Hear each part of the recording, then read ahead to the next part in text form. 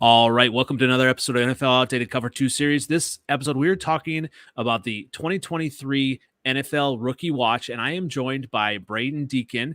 He is the founder of the Rookie Watch, and he has content on Instagram, on Twitter. I'm excited to kind of really dig into some of these players. How's it going?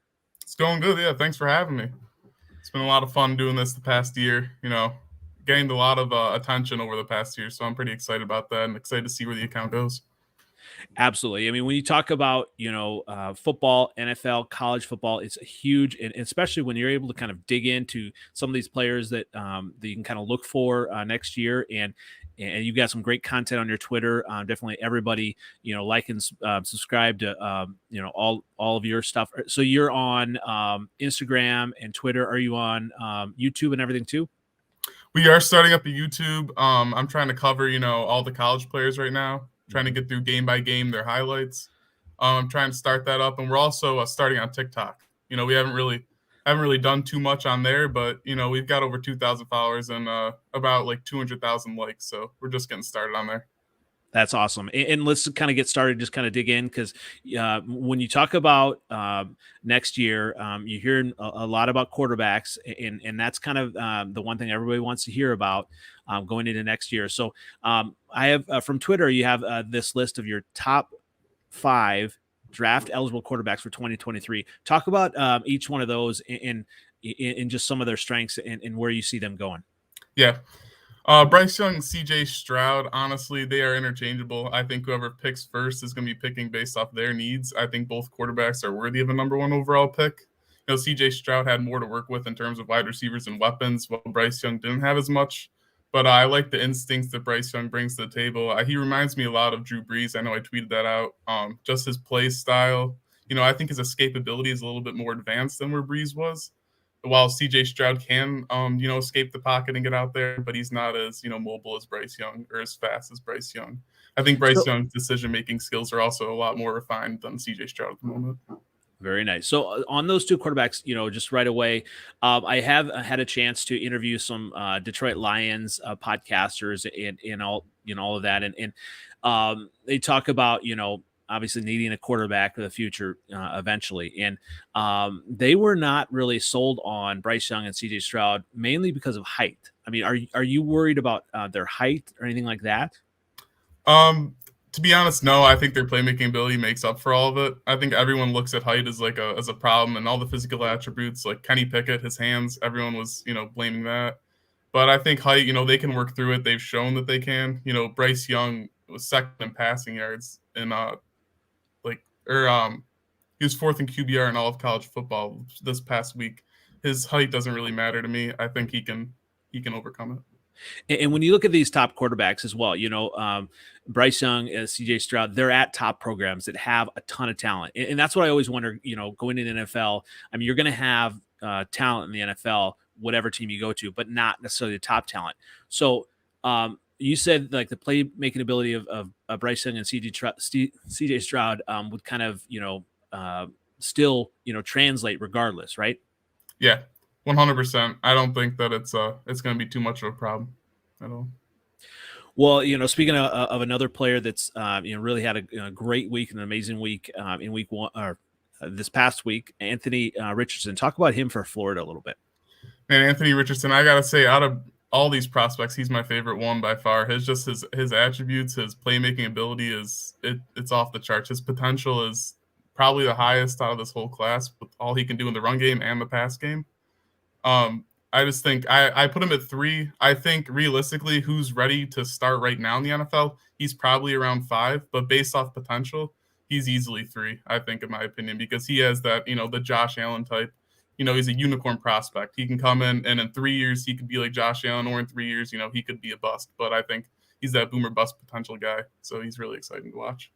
Yeah, well, right now that's a heck of a comparison. Josh Allen, what he did in week 1 already in the NFL.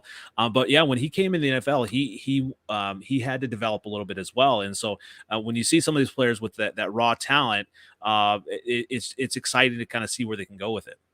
Yeah, for sure. I grew up a Bills fan, so I followed Josh Allen all throughout the Wyoming and then the then when he got drafted with the Bills, I see a lot of comparisons there, a lot of tendencies that Richardson has, and it just reminds me a lot of the potential.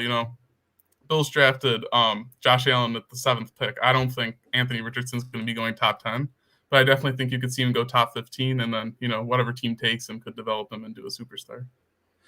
Well, at number 4 is kind of an interesting one. So I am an Iowa Hawkeye fan, and obviously it was a brutal week 1 offensive output from them. But I have a little bit of history, kind of seeing Will Levis because he's at Kentucky, right? Yeah, and he torched Iowa in the bowl game. So, talk about him and maybe kind of like tier wise. I mean, does he go kind of later on in the first round, or I mean, how good can he be? Will Levis definitely a first round quarterback for sure. Where he goes, I don't think he's a top 10 quarterback either. I think he falls in the range of 10 to 25. His bowl game against Iowa was extremely impressive. I think that's part of the reason Wan'Dale Robinson was looked at so highly. He had a great game.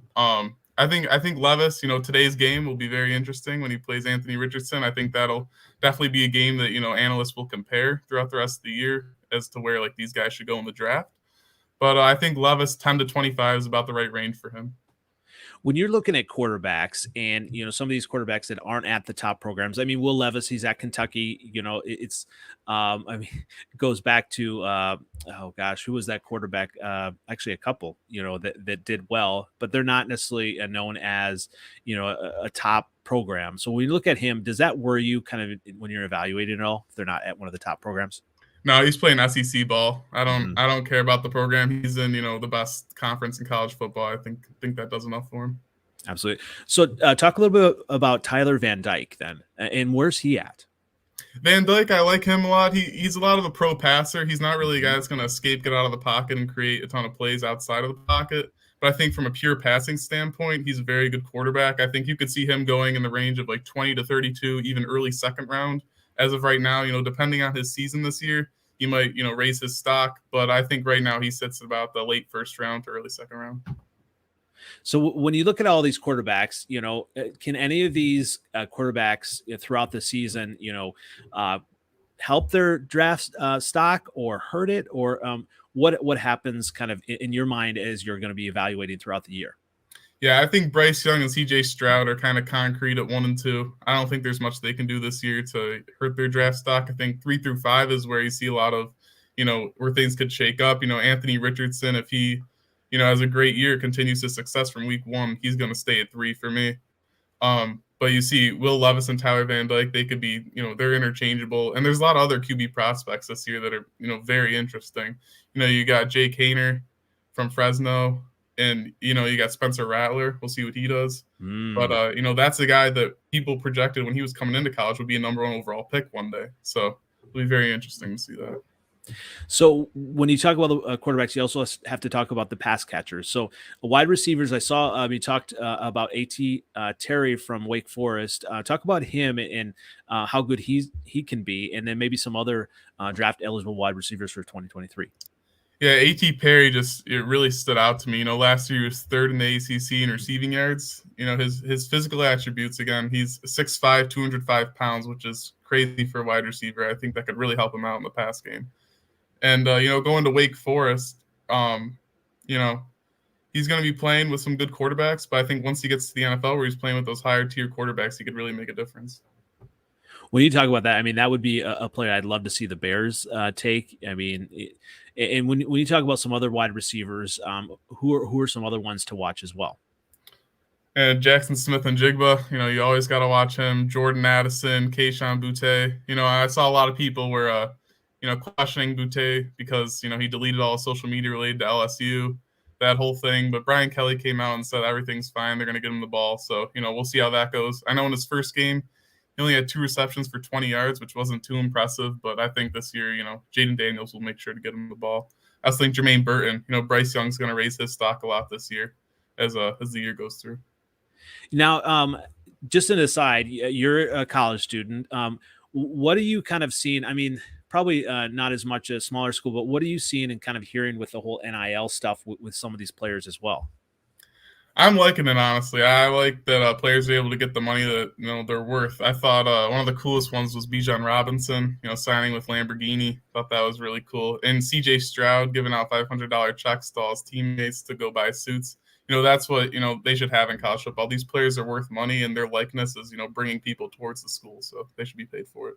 Absolutely. Talk about some other players as well. Now, the running backs. I mean, in the NFL, it's been said by some former running backs. Even Steven Jackson said this the other day. He said the running back position is dying in the NFL, and maybe that's just the bell cow back is kind of dying. So there's different running backs. And just maybe a committee approach. But when you look at some of the stud running backs coming out for 2023, who are ones that you are looking for? Bijan Robinson, number one. I think he's the clear-cut number one back. There's not much he can do or that other people can do this year to surpass him in my mind. I think you look at Jahmyr Gibbs, who's been pretty impressive so far. He averaged 10.3 yards a carry in week 1, so that was pretty impressive. And I like Kenny McIntosh out of University of Georgia. I think he's a great running back in the run game, and he's a very reliable pass catcher. So I think we'll see him elevate his status throughout the year in a lot of analysts' minds. Yeah, and when you're looking at running backs, I mean, what are you looking at? Are you looking at just kind of overall everything, or ones that are going to be kind of between the tackles, runners? Are you also looking ones that are going to be kind of catching out of the backfield as well, and just kind of multidimensional? I like the multidimensional ones. I like a guy that can run between the tackles, and I like a guy that can can catch the ball, because that's one of the most valuable things right now is a quarterback league right now. So these guys have to have as many weapons as possible. If you have a one-dimensional running back that can only fit in the run game, it doesn't help the quarterback out as much as when you have one that can pass catch out of the field like a Kenny McIntosh. So, we talked about the offense. Another huge thing is the defense, and there's some just amazing defensive players. And you look at it, I do dynasty, and I do one with defensive players and one with not. So it's always interesting to see kind of the IDP that part, and really kind of build toward having those players on my roster as well. So as far as the defensive draft eligible players, who are you targeting? Will Anderson, number one. I think, he came off the year with 17 and a half sacks, which was crazy. I think this year, his first game didn't go, as well as I thought. Only had 3 tackles, but I think he's going to step it up definitely. And I think he's the best defensive prospect in this draft. And here's what I wonder about, some of the players at some of the top schools, especially Alabama, right? When you're surrounded by talent, a couple things could happen. Number one, maybe they get a bunch of stats, a bunch of tackles because, other players are being covered more. Do you worry at all about Will Anderson or some of the other top defensive players because of the other talent that's around them at all? Not really. I think Will Anderson, gets the job done no matter what. His pass rushing skills are some of the best I've ever seen. I don't think that there's a player in this draft that's, shadowed by other talent on their roster. But, it can happen on certain plays and that, but I think overall, not that much. No. When you're evaluating these players, what are you looking at mostly? Well, when I'm looking at defensive line players, I'm looking at, I'm going through game film, seeing how they work against the best offensive tackles. I want to watch, Alabama when they're playing, the best teams. I want to watch Ohio State pass rushers when they're playing the best teams, because that's where you're going to get the best, you're going to get the best, film from. See what they're like against, NFL type prospects. Well, speaking of NFL as well, I mean, we had a rookie quarterback class that wasn't as heralded, right? But you still have some solid players there, and you had a final top 5 of your rookie QB power rankings. So talk about that group a little bit as well. Yeah, Kenny Pickett, number 1. His games were, he was top tier in those games. He didn't really miss too much. I know a lot of people would say that, he had one target that he was going to during a play and you could see it. He would keep his eyes on him and he'd just throw to it whenever he's open. So, his decision-making skills still weren't put on full effect in those games, but I think efficiency-wise, he was as efficient as he could be. Number 2, Malik Willis, I think, he's there based off potential. I saw so much potential in him. You see all the highlight plays with the sidearm throws and the running plays, people comparing him to Lamar Jackson and stuff, which I don't think I'd go that far yet to call him Lamar Jackson, but I think he has potential to get somewhere near that in the future. Sam Howell at 3, he looked like a great passer out there. He got to start his final preseason game, and he threw over 200 yards in that game. So it was against the Ravens defense, so it's pretty impressive. Ritter, you can go. Yeah, before you move on to Ritter, so when you talk about Kenny Pickett and Sam Howell, are they any different than like a Sam Darnold? At this point, I wouldn't say they are. I'd say Kenny Pickett, though, with Mike Tomlin as his coach and, with a good wide receiving room and a good, running back and Najee Harris has a lot more potential than Sam Darnold had with the Jets. The Jets weren't too great at, developing their players. They didn't surround their players with, too much success. So I think Kenny Pickett has more potential in terms of his surroundings. Yeah, and I'm a Bears fan, so I've tried to stay away from all North Carolina quarterbacks. So why, give me the case for Sam Howell to eventually be a starter in the NFL and with Washington. Yeah, I think Wentz, they're going to give once a year. I don't think you're going to see Sam Howell step in a game this year at all. I also think next year you might not even see him. I think third year is where he's going to step in, and that's where he's going to have to, make his plays. I think, just development. I think, playmaking wise, he can get out of the pocket. He can run as well as he can throw. He's not as great of a runner as like a Malik Willis, but he can still get out of the pocket and make some plays. I think his accuracy, his mid-range accuracy is pretty impressive.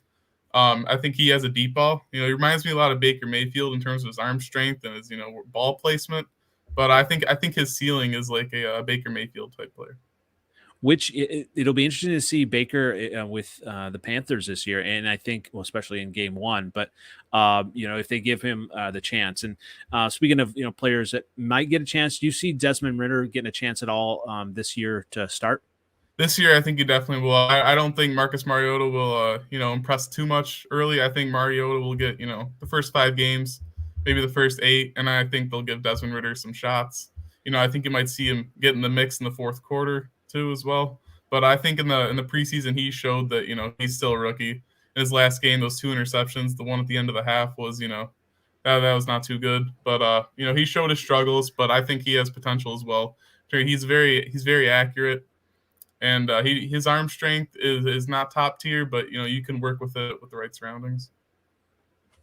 Yeah, and you have a winner, right? Desmond, he's a winner, right? And I think that's important. And when you look at placement as far as where someone is drafted as well, Skylar Thompson's an interesting one, isn't he? Yeah, for sure. Going in the draft, and not many people knew his name, and still people don't really know his name. He's pretty slept on, but as I've been looking through the preseason games and stuff, always looking at the rookie quarterbacks, he's really stood out to me. Great, passer rating, QB rating. He's made the most of his first preseason, and I think he's going to have a good year with the Jets or with the Dolphins this year. Well, that'll be interesting too. With Tua, I mean, does he, how much of a leash does this Tua get? And, does Skylar kind of, start to shine, maybe not this year, but the next year? That's an interesting fit there.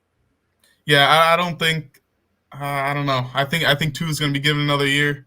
I think he's going to actually, show people that he is worth something. I think Mike McDaniels is a great schemer. I think he's going to be able to put Tua in the right situations. I don't think we're going to see Thompson at all in this next year, or even probably 2 years from now. I think you might see some action from him in the third year, like with Sam Howell. But I don't think Skylar Thompson will ever end up being a starting quarterback in this league, but a solid backup.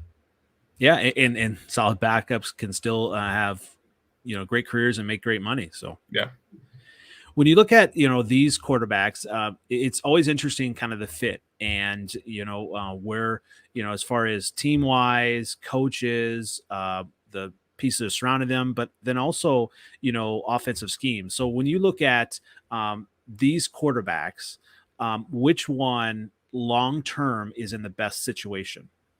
Kenny Pickett by far. I think the Steelers, they know what they're doing with their prospects, with their draft. They constantly are always an average to above average team.